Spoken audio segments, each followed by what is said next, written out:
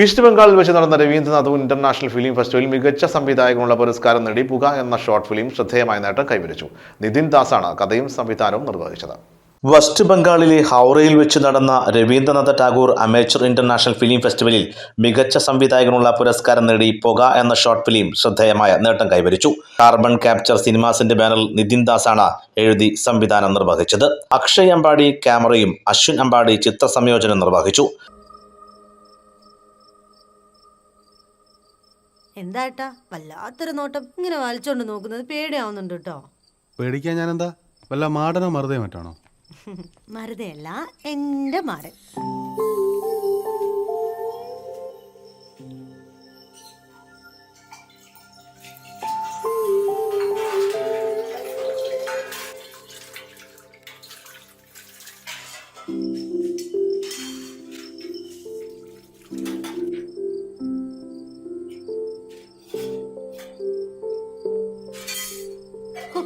എന്റെ ഏട്ടാ, ആ വൃത്തിയായിട്ട് വല നിർത്തിക്കൂടെ? ഇത് ശ്വസിച്ച് നമ്മുടെ മക്കൾക്ക് വല വരുമെന്ന് എന്റെ പേടി.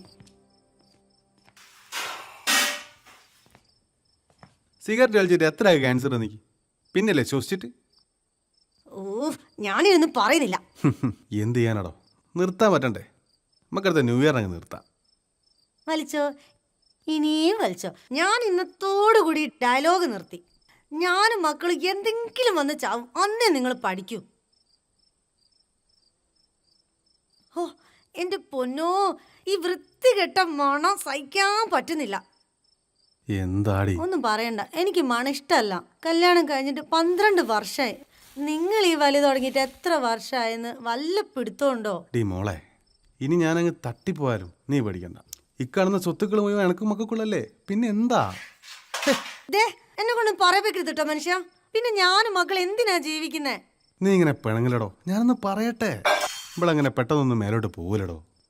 നമ്മളെ മക്കളെ കല്യാണം കഴിഞ്ഞ് വയസ്സായി തൊണ്ടായ നമ്മളൊക്കെ പോവും. ആഗ്രഹിക്കൊള്ളാം, കേൾക്കാനേ നല്ല രസമുണ്ട്. പക്ഷേ നടക്കാൻ പാടാ.